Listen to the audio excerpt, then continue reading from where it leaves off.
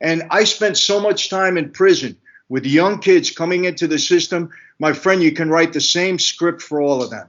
Fatherless home, mom trying to do her best. She's got her own issues. She's a young mom, can't even take care of the kids properly. They gravitate to the local gangbanger, get on the streets. Before you know it, they're in jail. You can write the script for every single one of them. So if you look for the root of the problem, it's an easy problem to solve. What's doing, everybody? I'm Alec Lace. Thank you for watching First Class Fatherhood. Today's guest on the podcast is Michael Franzese. Michael Franzese is a former caporegime in the Colombo Crime Family. He did his time, and now he is a new man sharing a powerful message with hundreds of thousands of people all over the world. He's got a very popular YouTube channel, almost 1 million subscribers over there. He's got a brand new book out, Mafia Democracy. The link to his YouTube channel and to his new book is down there in the show notes. While you're down there, smack the subscribe button and tap the like, and let's jump into it right now with Michael Franzese on First Class Fatherhood. Joining me now, First Class Father Michael Franzese. Welcome to First Class Fatherhood. How are you, sir? Good to be here.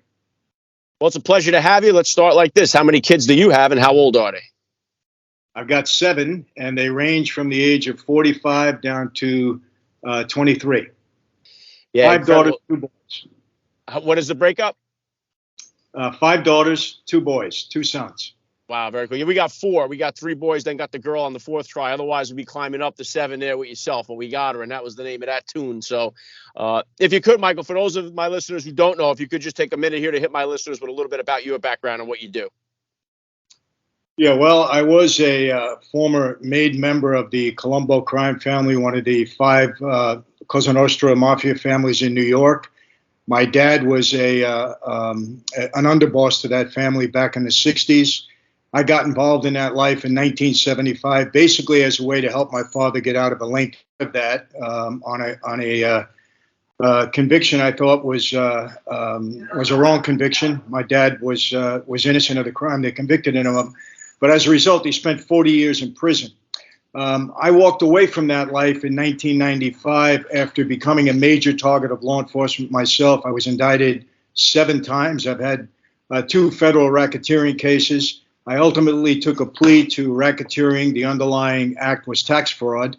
And I spent 8 years out of a 10-year prison sentence in prison. I had a $15 million restitution and went off to do my time. And before that, I found a young woman who is now my wife of 37 years, who basically was the catalyst for me walking away from that life. I didn't want to put her through what I knew she would go through, what my own personal family went through. And so I decided to walk away from that life, basically to spend a life with her. And it's worked out. We've been together, we've been together for 37 years. So it was a good move. Yeah, incredible, Michael. We know a lot of people don't get a chance to walk away from that life. So walk me back to the beginning of your fatherhood journey then. How old were you when you first had kids? How did that experience change your perspective on life? And was that before the sentencing and the time? Yeah, well, I was actually married twice. I got married very young back in New York, and we had 3 children in 3 years. And, quite honestly, brother, I was so caught up in the mob life during that time. I was making my way, doing a lot of things. I still consider myself a good father at that point in time. I gave my kids as much time as I could. It was 2 girls and a boy. They were young.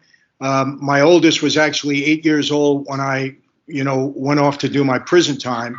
And the mom and I had separated about a year before that. And it changed my perspective, for me, being in prison and having those young children, being unable to really communicate with them and really be the father that I should have been. It was a bad feeling. I mean, I had a lot of guilt in me at that point in time. But I still love my kids. I didn't not love them, and I gave them what I could prior to my going to jail. But did it change my perspective? Yes, because I didn't want those kids to go through what myself and my brothers and sisters went through as a result of my father being involved in that life. Yeah, and Michael, one of the things that I would, and I asked this to like the Navy SEALs that I bring on the show, and I ask it of like the UFC fighters. I would imagine similar to the mob. Like it's, I guess I would say easier to be a mafia made man when you don't have a wife and kids because you're just that it's just you. But once you bring a wife and children into it, you've got so much more to lose now, and you have so much more to worry about. So was there always a noticeable difference between members inside the mafia who were dads as opposed to those guys who were just the single guys? Well, yeah, the mob life is not conducive to a good family life at all. Because number one, you're bringing a lot of pain on your family. In my own family, I had a sister that died young of an overdose of drugs. I had a brother that was drug addict for over 25 years, went through some very horrible times. My mom spent 33 years without a husband. And, at the end of her relationship with my dad, I can only describe it as being ugly because she blamed him for everything that went wrong, a horrible life. So, and that's pretty well true of every made member's family. They all go through heartache. So any lifestyle that does that to a family obviously is a bad lifestyle. It's not conducive to a family life. So yes, guys that were single, they didn't have to worry about that.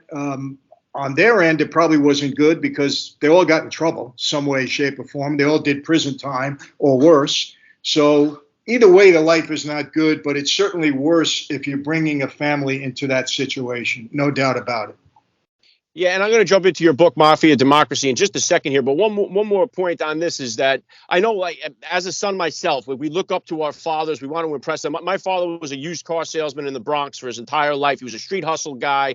And so it got me into a lot of trouble just because I was trying to mimic a lot of those patterns and stuff like that. You being, in the mafia and in that life, which I know that Hollywood glorifies, it's a lot different in the real world. Did you have any issues with your kids wanting to emulate you, get into the life themselves, or kind of try to mimic you in those ways?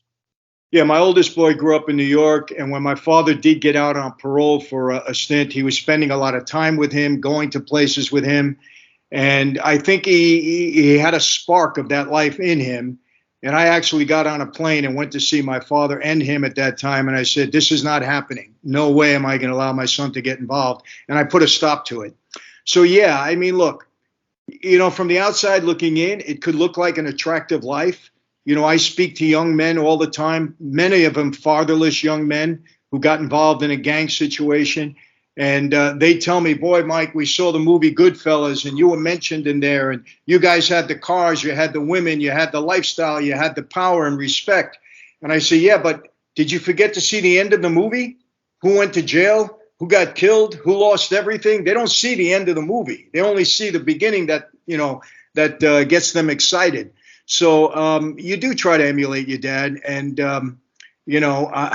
I wouldn't have it with my kids. Absolutely not. Yeah, and you mentioned there too, fatherless kids. I harp on that, Michael, on the show here is the fatherless crisis we have going on in the country. In my opinion, it's the number one social issue that's leading to so many of these disasters that we have going on. It's at the center point, I feel, of all these different social issues. So I think if we could get more dads back in the home and involved in their kids' lives, I think most of the trouble we're seeing in our country right now would start to go away pretty quickly. What's your take on that? Well, listen, there's no question. I've been harping on this for years. It's obvious. Obviously, what I should say, it's obvious. Unfortunately, when you say things like this, it's like you're discriminating against, a home where there is no father. But the bottom line in this country, the root of all the problems we're having with our young people is the breakdown of the family. It's it. It's plain and simple. I always say, at some point in time, we're going to long for the days in the 50s of Father Knows Best and Donna Reed and shows like that where, the father meant something. He was respected in the household. Today, you don't even have them. 70% of kids on the street grow up without a father. And, I can tell you this. My kids, even though I was in prison, grew up under the best of circumstances. My wife taught them well. My mother-in-law, my father-in-law, my church, they had the best of upbringing. And I still had issues with my son. I couldn't communicate with him. It was difficult. We were on two different wavelengths. For about 6 or 7 years, I had a lot of problems with him. He's straightened out now. Thank God everything is good. But that's in a place where everything is good. So how can you expect these young kids that grow up without a father to have any kind of proper direction and guidance and counsel in life? And I spent so much time in prison with young kids coming into the system, my friend, you can write the same script for all of them. Fatherless home, mom trying to do her best. She's got her own issues. She's a young mom, can't even take care of the kids properly. They gravitate to the local gangbanger, get on the streets. Before you know it, they're in jail. You can write the script for every single one of them. So if you look for the root of the problem, it's an easy problem to solve. Yeah, Put a father in the house with them. It's an epidemic, Michael. I recently just had Governor Ron DeSantis on the podcast here. I think he's the most pro-father, pro-family person in all of politics. I love with his new fatherhood bill. He is actually bringing it to the forefront, which we need more politicians to do, is point out this is the center wheel of all these things that are going on. And let's tie that in now. Your book, Mafia Democracy, How Our Republic Became a Mob Racket. You've been in the life. You see what's going on here. The way our country right now, in my opinion, it's going straight down the sewer here. How do you connect the dots here in the book? Well, it's very simple, and I point this out very specific. This is not a fluff piece. I did a lot of research. I back up everything that I say. And the bottom line, I spent 25 years in the street, and I grew up with a dad who was a prominent figure in that life. And there's no question that our government is acting very mob-like, very Machiavellian. It's all about power and maintaining control. And the way they do that is by obviously maintaining control, making all of the citizens have to rely on them for everything. And that's what's happening there. What I heard today was just absolutely, it's disgusting what's going on.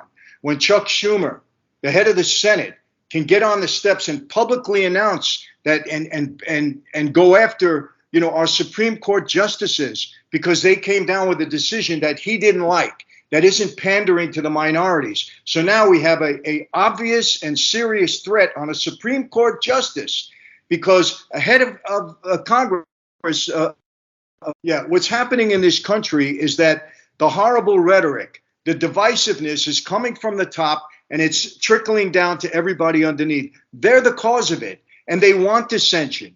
They want to maintain power and control. They want people to depend and rely on them for everything because they don't want to give it up. Listen, why do these congressmen go in with blue collar assets and come out multimillionaires? They're manipulating the system. The lobbying system is nothing but a bribery system that they pander to at the benefit to them and the detriment to the people underneath them that they're supposed to be serving. I point this out explicitly in the book, and I'll tell you, the satisfaction that I'm getting is this. I'm reading all the reviews and people are getting it. They say, Michael, we see it. It's been happening in front of our eyes, but now we understand. We really get what's going on. And, I don't want riots. I don't want people protesting in the streets. I don't want any of that. I want them to hold our public officials accountable, to vote them out of office, put the right people in there, and hold those people accountable. And, I say this, and I won't get on my rant with this, but, if we have a friend, a partner, a spouse, they lie to us once, okay, happens. Second time, we start to get a little upset. Third, fourth, fifth, sixth time, hey, that's enough.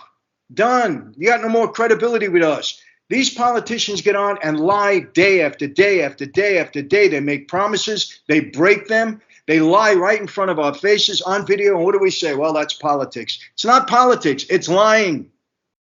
And why do we accept it? We don't have to. Write letters to your congressman, hold them accountable, and throw them out of office when they don't serve the people properly. That's my rant. It's all in the book. And that's what. Yeah, that's why it's so important to have voices like yours out there with such a broad reach to get so many people. Because just like, hey, listen, in the court system, you can give great testimony on the stand, but if they catch you lying once, they throw your entire testimony is out. It's no longer usable. Just if they catch you lying once. These guys, they do it over and over again. I mean, when you were a kid growing up, it was lawyers and politicians. You don't trust them. And now all of a sudden, everyone's like, oh, no, we can trust these politicians.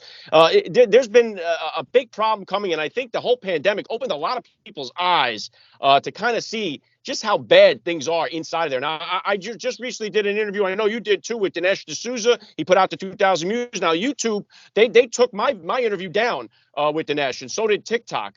But he's a guy, he calls these politicians for what they are, gangsters. He makes the correlation between these guys and the gangster life. So here's the question now, Michael. How in the world do we get this thing straightened out? Because I know, like, in the terms of, like, say, Pablo Escobar, he was silver or lead. You know, you take the money, the bribe, or you take the bullet. And so how are we going to be able to manage to turn the coin on what's going on and turn the tide in the country here back to good? Well, I give examples of how we can solve this issue, but I think what's happening, I think the left is solving it for us because people are disgusted. Look, they just threw out the district attorney in San Francisco, the most liberal city in the nation, because the people are fed up, okay, with the amount of crime, the amount of homelessness, you know, the soft on criminal activity that's going on there. They had enough. They threw them out.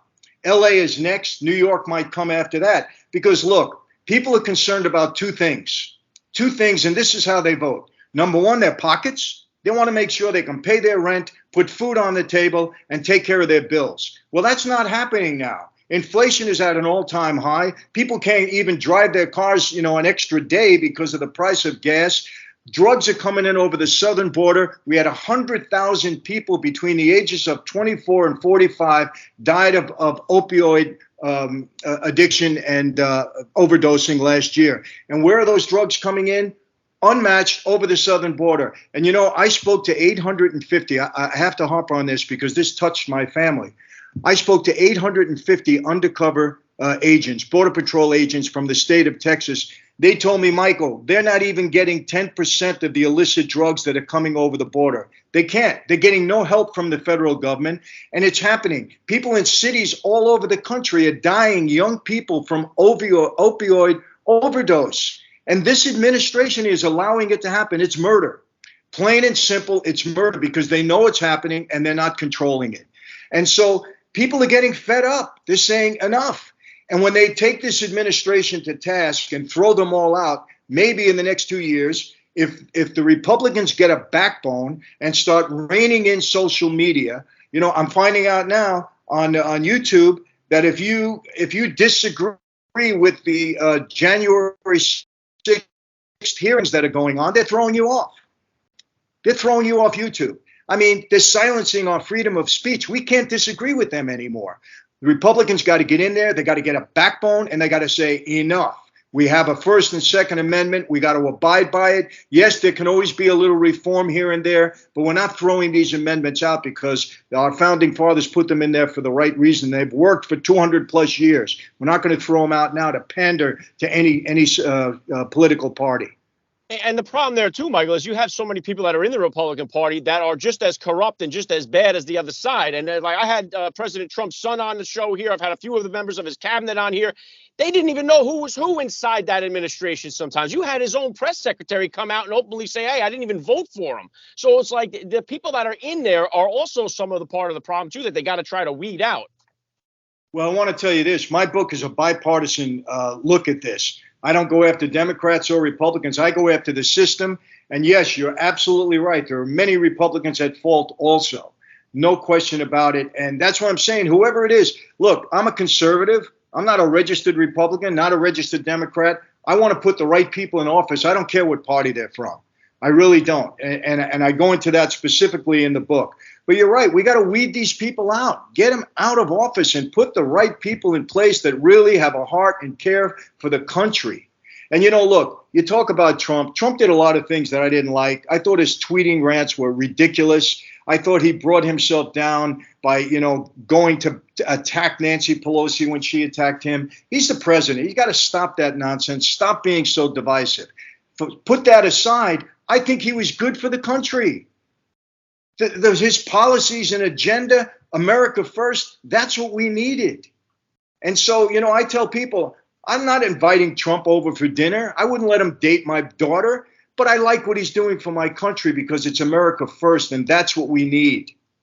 Yeah, well said. And unfortunately, everything that he did that was good gets overshadowed because the media was out to get him from day one. I mean, I was at the White House with press clearance a dozen times, and I watched it go on from the inside. It was absolutely horrifying to see what the press corps was all about. That's a whole nother story. But one thing I wanted to get your take on here, Michael, too, you talked about Goodfellas and how much our movie industry has an influence over the public. Many people think of the Mafia as Goodfellas or The Bronx Tale, and they see these movies, and that's what their impression is. Some of them seek that out. out because of it. Yesterday, as we're recording this, Matthew McConaughey, who I've had on the podcast here as well, gave the speech at the White House about guns and gun reform. My opinion on this is these Hollywood actors, if he was to take a stand and say, you know what, because of all these things that are happening with guns in our country, I will no longer play a role in a movie that portrays guns and guns violence. And I call on all my other brothers and sisters in Hollywood to do the same. Let's get rid of guns in Hollywood because we're profiting and we'll no longer take another nickel for a movie that promotes guns and gun violence. Can't they do that? Movies have an influence on people. We know that. Maybe this is far-fetched, but I don't think they would ever do it because there's so much money in it. What do you think about that? Yeah, I mean, look, it's a good position to take. I doubt it'll ever happen because those action films are the ones that make money for them, you know? I mean, if you go on Netflix, that's all you see. I mean, that's the kind of product that they're putting out. So I don't think that'll ever happen. But I do want to applaud Matthew McConaughey for the stand that he took. You know, he came across very intelligently. I think the things he had to say, you know, listen, I'm all for the Second Amendment. I really am. But I don't know why a gun with that capacity has to be in the hands of an 18-year-old. That's ridiculous. You know, and they say, well, they put it in his hands when he goes into the military. Yes, but they're teaching him how to use it, when to use it, and why to use it, not to go in and terrorize a school. So I think that reforms need to be put in place with these assault weapons. Absolutely. I think background checks are important. I think an age limit is important. No question about it. So you can make those kind of reforms. You know, and I will tell you this, with respect to guns, when I was on the street, I could have gotten any gun that I wanted on the black market. If you take the right for legal people to own guns away from them, the only ones that are going to have guns are criminals. That's it. And they'll get all they want. There'll be a huge black market, and that'll be a major problem for people because then the criminals are not going to worry about going into a house because there's no weapons there for anybody to defend themselves. So to take the guns away from legal people that are responsible is asinine. It's ridiculous. It's never going to work. And, you know, I don't know if these politicians will ever figure that out or want to figure it out. I don't know. And yeah, Michael, on that too, yeah, it's a scary time for parents all across the board in this country here, not only with the school shootings.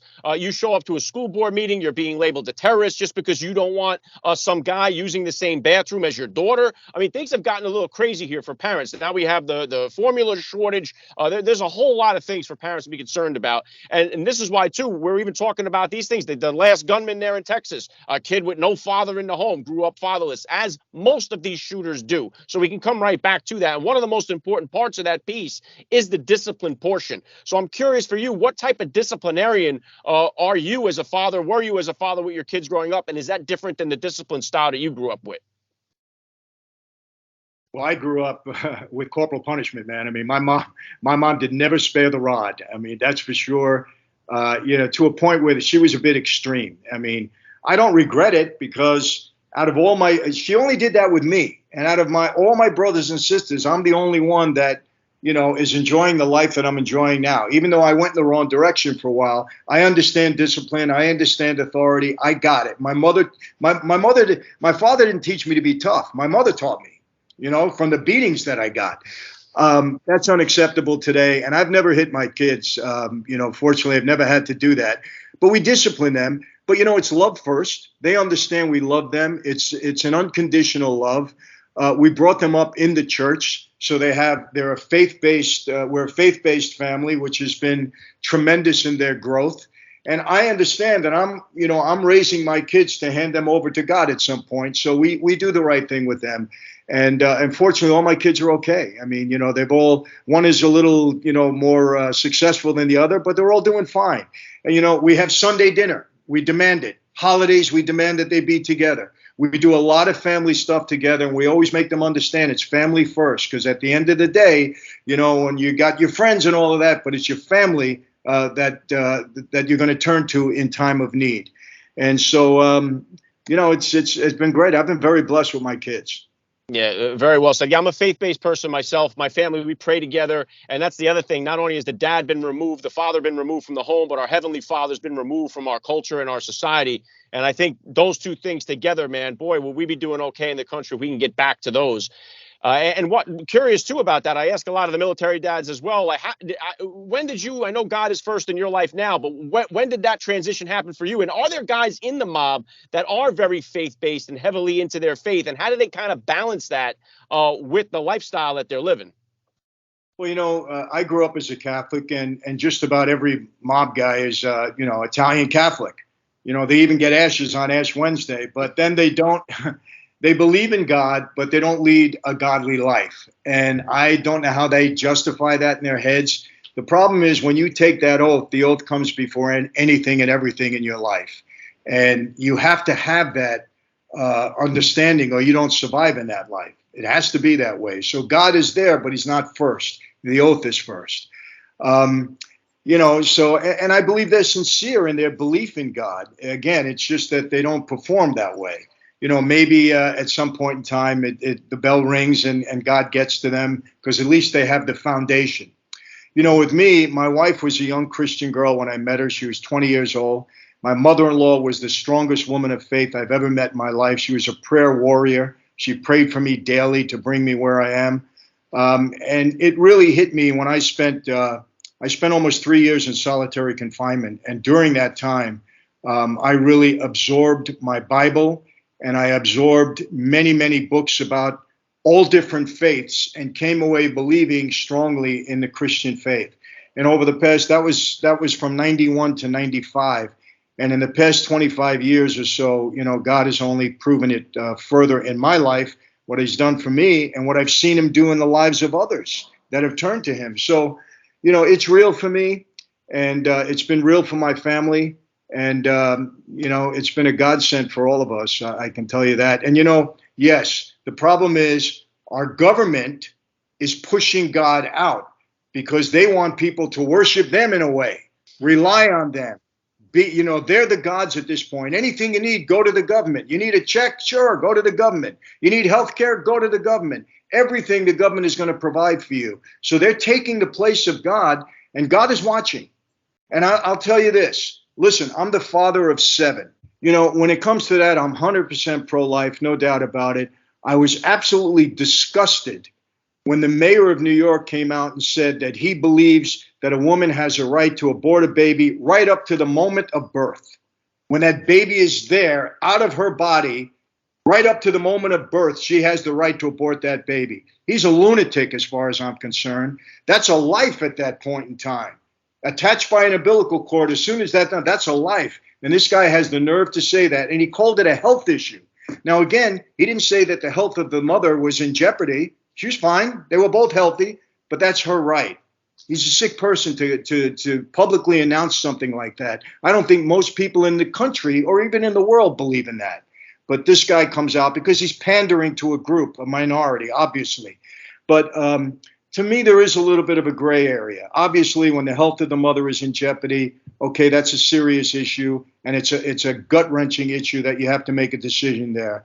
And honestly, too, I don't like the federal government telling me what I can do with my body or telling a woman what they can do with her body. But the idea is that's not her body anymore.